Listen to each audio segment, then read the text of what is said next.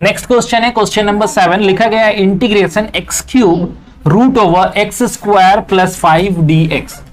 अब इस क्वेश्चन में क्या दिक्कत है? इसमें दिक्कत यह है कि अगर हम लोग एक्स स्क्वायर प्लस 5 को z लेंगे, एक्स स्क्वायर प्लस 5 को क्या लिखेंगे? z, तो इसका डिफरेंशिएशन क्या होगा?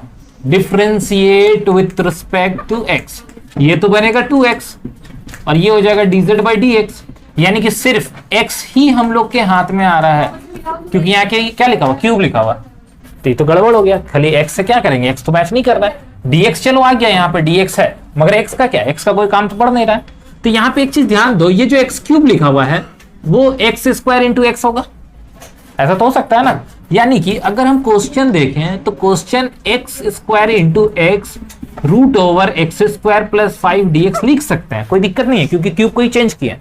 अब ध्यान दो, ये वाला चीज यहाँ तो आ चुका है इक्वेशन 2 में, तो क्या हम लोग ऐसा नहीं बोल सकते हैं, ये एक्स स्क्वायर है फिलहाल रहने देते हैं, इस दोनों को हटा के dz और ये रूट ओवर z लिख दिया। ये क्या है? ये इसके साथ मैच कर रहा है z, ये z हो गया, इन दोनों को हटाए dz बाई 2 लिख दिए। कहां से? From 1 and 2। मगर ये वन वेरिएबल में कन्वर्ट नहीं हो पाया क्योंकि यहाँ एक्स स्क्वायर है, अब ये भी z का फॉर्म में होना चाहिए। तो अब चेक कर लो, इसमें अगर हम लोग ध्यान दें एक्स स्क्वायर का वैल्यू लिख सकते हैं z माइनस 5, इसको इक्वेशन 2 दे देते हैं, इसको 3 दे देंगे, ठीक है। दिख रहा है क्या किया? 5 को उठा के उधर लेके गए, -5 हो गया। अब चेक कर लो, ये बन जाएगा z माइनस 5, ये एक्स स्क्वायर की जगह हम क्या लिखें? z माइनस 5, ये रूट z, ये dz और 1/2 को बाहर कर दिए। कहां से आया? फ्रॉम 2। अब चेक कर लो, ये 1/2 है, ये रूट z अंदर जाएगा तो क्या बन जाएगा? z का पावर, यहां तो 1 है, ये इसका पावर हाफ होता है, हाफ इसके पास जाएगा तो क्या होगा? ऐड होगा हाफ, ये 5 है, z का पावर हाफ है और टोटल का dz, यानी कि ये बन जाएगा 1/2। इसको क्या बोल सकते हैं? z का पावर 3/2 माइनस 5z का पावर 1/2 और ये dz। अब इसको इंटीग्रेट करना बहुत इजी है, ये z का पावर 3/2 है, इसमें +1 कर देंगे, यहां भी 3/2 +1 कर देंगे।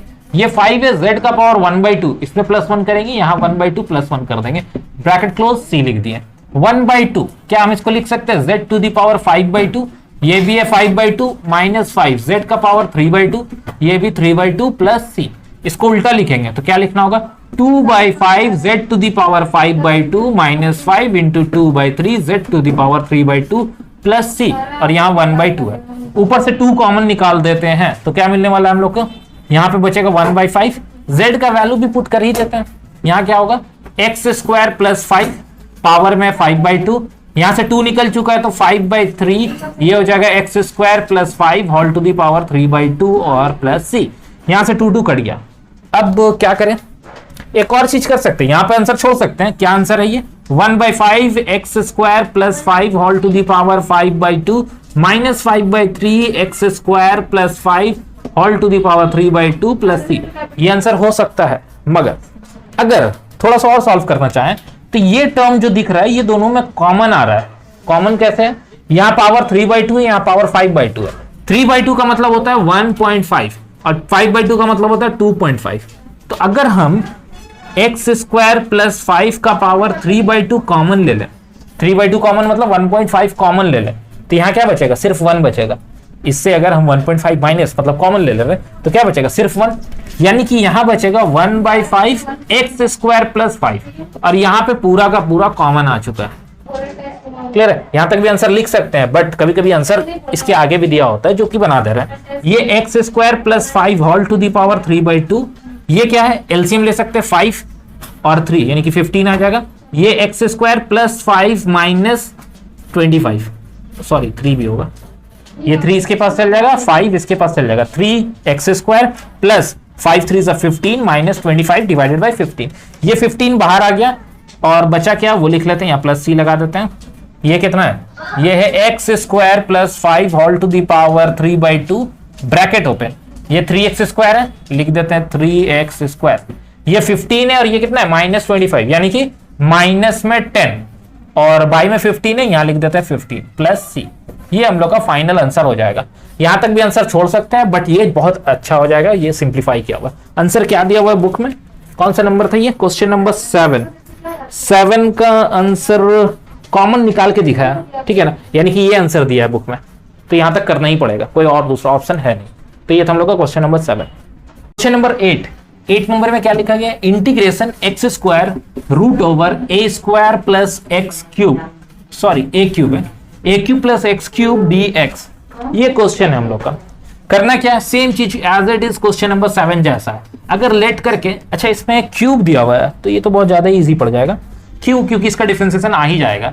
लेट ए क्यूब प्लस एक्स क्यूब को अगर हम लोग जेड ले लेते हैं, तो इसका जब हम लोग डिफरेंशिएट करेंगे, differentiate with respect to X, तो ए क्यूब का 0 होता है, ये होता है 3x², ये हो जाएगा dz/dx।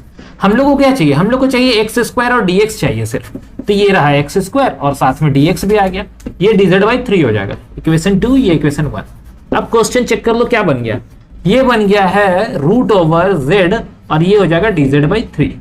1/3 बाहर किए, इंटीग्रेशन z का पावर 1/2। अब z का पावर 1/2 का क्या होगा, 3/2 3/2। कैसे, रूल के हिसाब से integration x to the power n dx क्या होता है, x to the power n+1 और n+1+c, और ये 1/3 एज इट इज। तो फाइनली क्या मिलने वाला है, ये 1/3 है, ये उल्टा हो जाएगा 2/3। z का वैल्यू है a cube plus x cube power 3/2 + c। ये कुछ कटने वाला तो है नहीं, छोड़ देंगे answer. 2/9 a cube plus x cube whole to the power 3/2 + c। ये फाइनल आंसर हो जाएगा क्वेश्चन नंबर 8 का।